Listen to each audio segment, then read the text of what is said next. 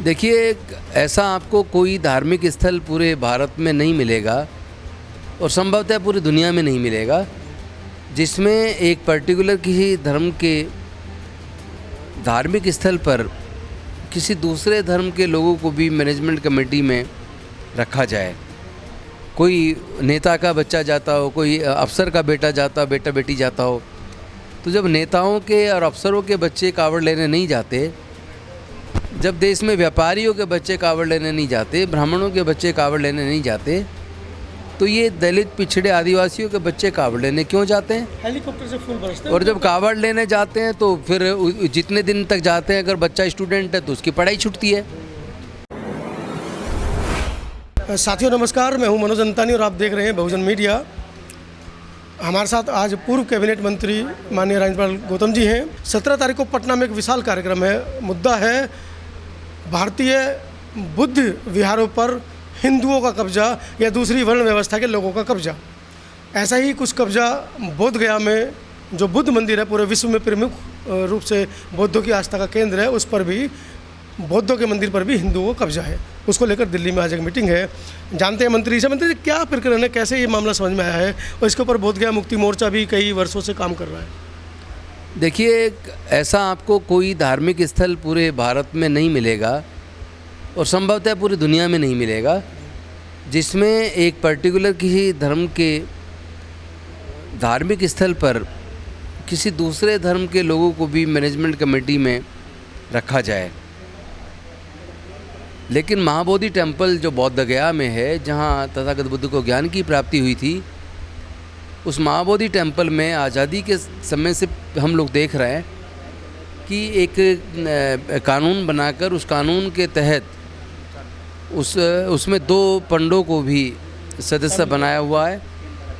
शायद 4 सदस्य की कमेटी जिसमें 2 पंडे हैं और 2 बौद्ध खुद वहाँ के और डीएम सेक्रेटरी होते हैं उसके। ऐसा पूरे भारत के अंदर एक अनोखा। जबकि मैं आपको बताऊं, इसके ऊपर भंते सुरई ससई जी के नेतृत्व में कई बड़े प्रदर्शन दिल्ली के अंदर जंतर मंतर पर कम से कम अब से 25 साल पहले हुए हैं और हम लोग उसमें भंते जी के साथ में शामिल हुए हैं। काफ़ी लंबा प्रदर्शन जंतर मंतर पे उनके नेतृत्व में चला। एक में तो उस वक्त लालू यादव भी आए थे जो मुख्यमंत्री थे बिहार के, लेकिन वो मसला अभी तक भी उसका हल नहीं निकला है। थोड़ा बहुत उसमें चेंजेस किया, लेकिन उसमें परिवर्तन की ज़रूरत है उस कानून में, क्योंकि वो बौद्धों का मंदिर है, बौद्धों की पूरे दुनिया के बौद्धों की आस्था का केंद्र है। और जिस प्रकार अन्य धर्मों के धार्मिक स्थलों पर उस धर्म से अलग किसी अन्य को संचालन समिति में शामिल होने का लीगली अलाउड नहीं है, रिलीजियसली भी अलाउड नहीं करते हैं, तो फिर केवल बौद्धों के महाबोधि टेम्पल में क्यों? सरकार इस पर मौन क्यों है? पूरे दुनिया से बौद्ध धर्म को मानने वाले लोग महाबोधि टेम्पल आते हैं, लेकिन वहाँ जिस तरह अंधविश्वास पाखंड फैलाने वाले लोग जो अदर देन बुद्धिस्ट हैं, जो उसके अंदर बैठते हैं, तो इससे कहीं ना कहीं हमारे धर्म को हानि हो रही है। और सरकार तुरंत इस पे उस कानून को रिपील करे और उसमें केवल बौद्धों की ही उसमें हिस्सेदारी होनी चाहिए। तो बुद्धिस्ट लॉ की भी आप लोग मांग कर रहे थे, कई बार जंतर मंतर पर प्रोटेस्ट भी हुआ, ज्ञापन भी दिए गए, वो मामला भी ठंडे बस्ते में पड़ा। बुद्धिस्ट लॉ पे भी काफ़ी लंबे समय से प्रदर्शन हुए हैं, कोर्ट में भी केसेस चले हैं, कई ज्ञापन भी दिए गए हैं केंद्र की सरकार को कि बुद्धिस्ट पर्सनल लॉ बोर्ड बनाया जाए और बौद्धों का भी अपने सारे संस्कार करने के लिए लॉ होना चाहिए।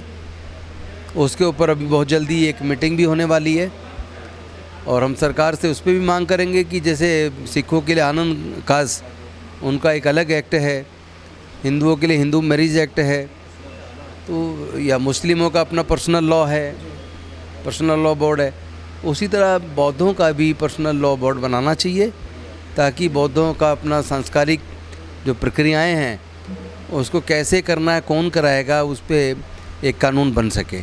जय भीम मिशन से आप करोड़ों बहुजनों को बुद्धिस्ट बनाने की प्रक्रिया कर रहे हैं, वहीं दूसरी तरफ गाज़ियाबाद में 14 अक्टूबर को कुछ लोगों ने बौद्धम दीक्षा ली थी 2 साल पहले, बाबा साहब के प्रपोत्र राजेंद्र अम्बेडकर स्वयं बौद्ध धम्म दीक्षा दिलवा रहे थे, लेकिन उसके अगले ही दिन उस पूरे मोहल्ले पर एक खासकर वो एक वाल्मीकि मोहल्ला था जिसमें लगभग 250 के करीब लोगों ने बौद्ध धम्म दीक्षा ग्रहण की।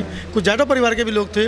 अगले ही दिन से उनके ऊपर पहाड़ टूट पड़ा है। 2 साल से उनका पानी बंद है, बिजली बाधित कर देते हैं, और जिन आयोजकों ने उस कार्यक्रम को आयोजन किया था उनको जान से मारने की धमकी मिल रही है। ये परसों ही मैं उनकी प्रेस मीटिंग कर ऐसी सरकारों को उखाड़ के फेंकने का समय आ गया है। जी भारत एक सेकुलर राष्ट्र है और भारत का संविधान सभी को अपने धर्म को मानने की, पूजा अर्चना करने की, आस्था की आज़ादी देता है।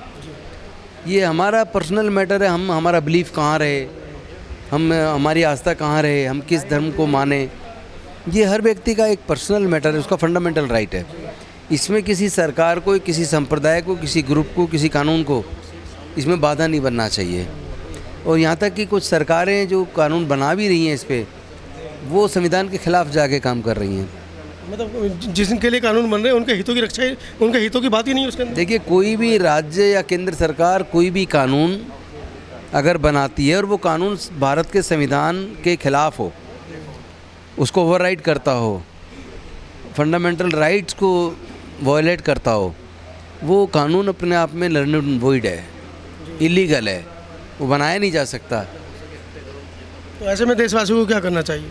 इसमें मैं ये कहना चाहता हूँ, देश के तमाम लोग जो न्याय पसंद लोग हैं, जो समता, स्वतंत्रता, बंधुता, न्याय में भरोसा करते हैं, वो लोग एकजुट हों और ऐसी सत्ताओं को उखाड़ के फेंकें जो नफ़रत फैलाती हैं या नफ़रत फैलाने वालों को किसी न किसी रूप में संरक्षण देती हैं, और जो अपने नागरिकों को सुरक्षा नहीं दे सकती, उनको प्रताड़ित करने वालों को कहीं ना कहीं शेल्टर देती हैं। ऐसी सरकारों को उखाड़ के फेंकने की ज़रूरत है और अंधविश्वास, पाखंडवाद से बिल्कुल दूर होने की ज़रूरत है। शिक्षा में, मतलब पाठ्यक्रम में भी ये चीज़ आपके माध्यम से एक और आह्वान करना चाहता हूँ, और मैं चाहता हूँ वो पूरे देश के लोगों तक जाए। अब कुछ दिनों बाद फिर वो कावड़ की बीमारी आएगी, तो मैं देश के तमाम बुद्धिवादी लोगों से निवेदन करता हूँ, और विशेष रूप से देश के अनुसूचित जाति, जनजाति, पिछड़े वर्ग के लोगों से आह्वान करता हूँ कि ऐसी किसी भी जगह पर जहाँ जाने से आपको शारीरिक और आर्थिक हानि होती हो और जिससे आपको किसी भी प्रकार का कोई फ़ायदा ना होता हो, ऐसी चीज़ों से में आप बिल्कुल दूरी बनाएं। आपने कावड़ लेने कभी आपने देखा नहीं होगा कोई ब्राह्मण जाता हो, कोई बनिया जाता हो, कोई नेता का बच्चा जाता हो, कोई अफसर का बेटा जाता, बेटा बेटी जाता हो। तो जब नेताओं के और अफसरों के बच्चे कावड़ लेने नहीं जाते, जब देश में व्यापारियों के बच्चे कावड़ लेने नहीं जाते, ब्राह्मणों के बच्चे कावड़ लेने नहीं जाते, तो ये दलित, पिछड़े, आदिवासियों के बच्चे कावड़ लेने क्यों जाते हैं? हेलीकॉप्टर से फूल बरसते हैं। और जब कावड़ लेने जाते हैं तो फिर जितने दिन तक जाते हैं, अगर बच्चा स्टूडेंट है तो उसकी पढ़ाई छूटती है, और अगर वो कहीं फैक्ट्री में या कहीं नौकरी कर रहा है कारखाने में, तो उसका नौकरी छूटता है, उसका सैलरी उस टाइम का मिलता नहीं है, साथ में उस पर जो आने जाने पे जो खर्च होता है वो भी लगता है। तो हर तरीके से आपका शारीरिक भी और आर्थिक नुकसान है, और फ़ायदा कुछ होना नहीं है। या तो आप वहाँ जाने से अमीर बन जाओ, आपको बहुत ज़्यादा ज्ञान हो जाए, आपके जीवन में तरक्की और खुशहाली आ जाए, तब तो बात समझ में आती है। लेकिन जिनके जीवन में तरक्की खुशहाली आ रही है, जो जिनका व्यापार बढ़ रहा है, जिनके बच्चे अफसर बन रहे हैं, वो तो कभी कावड़ लेने नहीं जाते। तो फिर आप क्यों जाते हैं? क्या ज़रूरत है जाने की ऐसी किसी भी जगह पर? चलिए, एक बहुत बड़ा संदेश अंधविश्वास और पाखंड को तोड़ते हुए माननीय मंत्री जी ने दिया है। आपका क्या कहना है इस पूरे चर्चा के बारे में, इस पूरे साक्षात्कार के बारे में? कमेंट सेक्शन में अपना कमेंट हमें ज़रूर लिखें, और हाँ, साथ के साथ ये ज़रूर बताएं कि आप देश के किस कोने से हमारी वीडियो को देख रहे हैं। धन्यवाद।